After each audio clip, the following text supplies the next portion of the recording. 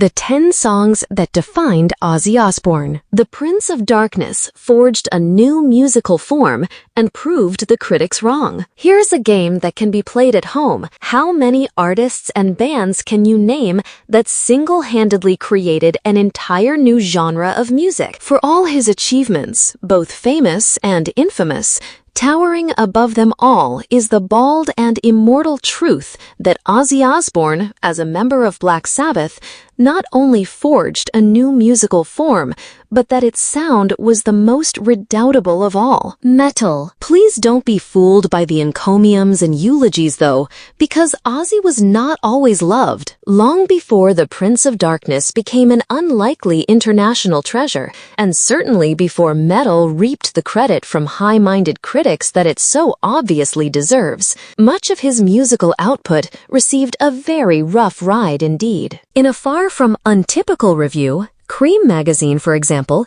dismissed Sabbath's masterful 1972 album, Vol. 4, as the same old S. But metal is the people's music, and ultimately, the people will out.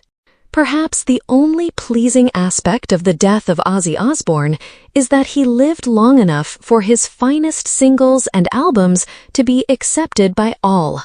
In receiving his just due, those early-day critics, or the worst of them at least, were proved wrong. The kids, meanwhile, as ever, were right.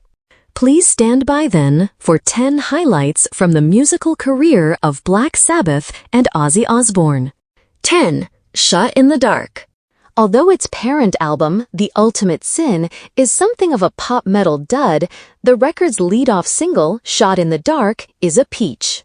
With a chorus to die for, the song's reverb-heavy sound typifies loud music in the middle part of the 80s, a period that was about to be usurped by speed metal bands who turned up the volume, quickened the tempos, and darkened the lights. Ironically, it was this tranche of groups, with Metallica, Slayer, and Pantera among them, who would help revivify the reputation of Black Sabbath themselves. Curiously, Shot in the Dark is notable for its absence from subsequent compilation albums. Ostensibly, the reason given is that Ozzy hates The Ultimate Sin.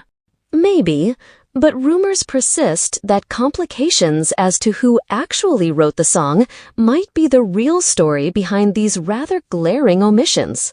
9. Supernaut. In a case of too much too soon that seems extreme even by the standards of rock and roll, by the time Sabbath came to record their fourth album, 4, in Los Angeles in 1972, they were so frazzled on cocaine that they considered titling the record Snowblind.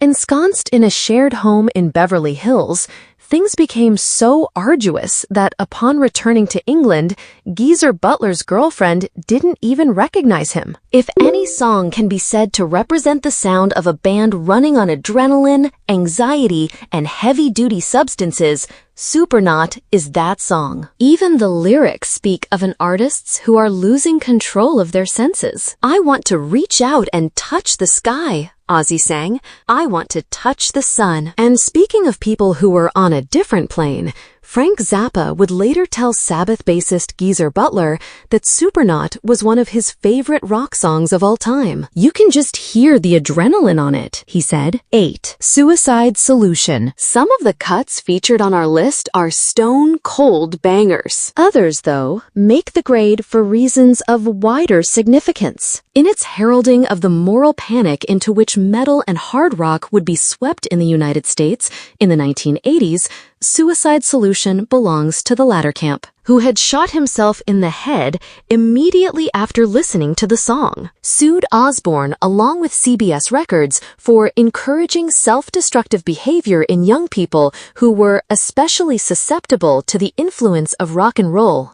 That the lawsuit was dismissed on the grounds that the First Amendment protected the singer's right to free speech did nothing stop the coming war on loud music, as well as the efforts of the Washington lobby group, the Parents Music Resource Center. Groups such as Slayer, Suicidal Tendencies, and Judas Priest would also find themselves the subject of unwanted legal attention in the wake of tragedies for which they bore no responsibility. 7. Mama, I'm Coming Home. The tasteful monster ballad, Mama, I'm Coming Home, makes the cut for sentimental reasons. As one of the songs Ozzy Osbourne sang at the Back to the Beginning farewell concert at Villa Park, which, incredibly, took place just this month, the sight of Osbourne singing about returning home, in this case to the very neighborhood in which he was raised, was poignant even before he passed away. But with the news this week that the gig will next year receive a theatrical release, the performance may well become a defining moment in the history of rock and roll. There's a different sentimental reason for the song's inclusion too. Mama, I'm Coming Home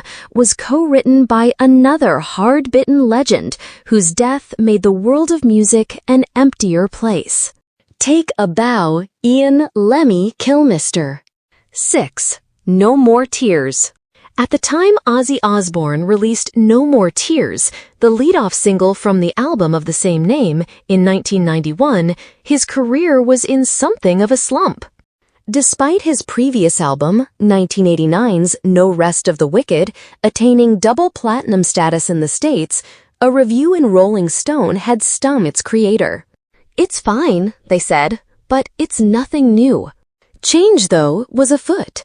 With its subterranean groove and its excoriating lead guitar work, courtesy of Zakk Wylde, with No More Tears, Ozzy managed to deliver a song that was both familiar yet somehow new. With lyrics such as, "Your mama told that you're not supposed to talk to strangers. Look in the mirror. Tell me, do you think your life's in danger?" The sense of unease remained, as it should, but the spacious music heralded a surprisingly adept reappraisal of his sound. In short, despite not being a particularly big hit, No More Tears signaled that there was life in the old god yet. Duly, its parent album would go on to sell more than 5 million copies in the United States alone. 5. Crazy Train. As far as debut solo singles go, this one is hard to beat.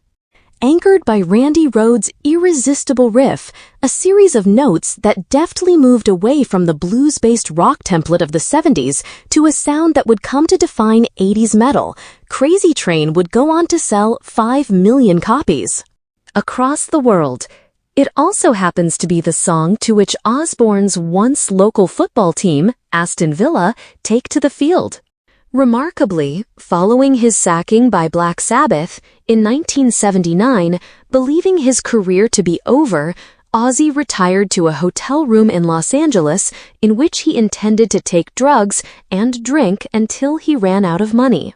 He then planned to return to Birmingham to rejoin life as a civilian. Little did he know that his career's second act was about to begin. 4. War Pigs. To be perfectly honest, at least 4 songs are deserving of the #1 slot on this. Among them, clearly, is War Pigs. Rather impressively, the song was born not from a writing session, but from good old musical chops. On the road in mainland Europe, in 1968, Black Sabbath used to fill out their sets with improvisational jams. According to drummer Bill Ward, this most notable of tracks came together in this way. As well as much else, War Pigs heralded the news that a new sheriff was in town. Held in check by Ozzy Osbourne's unaccompanied vocal, the song offered the clearest imaginable evidence that the hopeful days of the 60s were at an end. Buckle up, boys and girls. Things were about to get dark. 3. Iron Man. If Crazy Train set the template for metal riffs in the 80s, it was Sabbath guitarist Tony Iommi's hulking chord progression in Iron Man that provided the spine for the genre as a whole. So perfect is it, in fact, that when adding his vocal, Ozzy Osbourne wisely decided to simply sing along with Iommi's thunderous emanations. No additional melody was required. And here's a fun fact for you. At the time of the band wrote the song, Iron Man was actually called Iron Bloke. Yeah, doesn't work quite so well, does it? 2. Paranoid. With their tritone chord structures, known as Diabolus in Musica, or the Devil's Music, and their dark themes, one thing Sabbath never expected to become was pop stars. But when Paranoid, the title track from their second LP, reached number 2 on the British singles chart, they did just that. Remarkably, the whole thing came together in an instant. With the parent album needing an extra 3 minutes or so of music, at the very last minute, the band wrote the track On the Hoof. As Geezer Butler recalled to Guitar World magazine, a lot of the Paranoid album was written around the time of our first album, Black Sabbath. We recorded the whole thing in about 2 or 3 days, live in the studio. The song Paranoid was written as an afterthought. We basically needed a 3-minute filler for the album, and Tony came up with the riff. I quickly did the lyrics, and Ozzy was reading them as he was singing. As fast as that, a classic was born. 1. Black Sabbath. Placing the opening song from Sabbath's first album at the top of this pile may imply that things went downhill right from the start. Evidently, they did not. But in a blush over 6 minutes with Black Sabbath, the group set the template that is still being followed this day by metal bands from all over the world. The term heavy metal may not have been affixed to Sabbath for a further 4 years, and even then, at first, it was used as an insult, but it was born right here with this song. 55 years after its initial release, the damn things still sound otherworldly. What's more, its hallmarks remain in constant use. Ominous tempo? Check. Down-tuned guitars? Tick. Lyrics about Satan? Gotcha covered.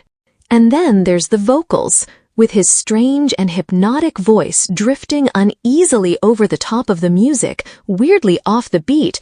Ozzy's own contribution is in itself deeply significant. Welcome to a new world of overwhelming dread.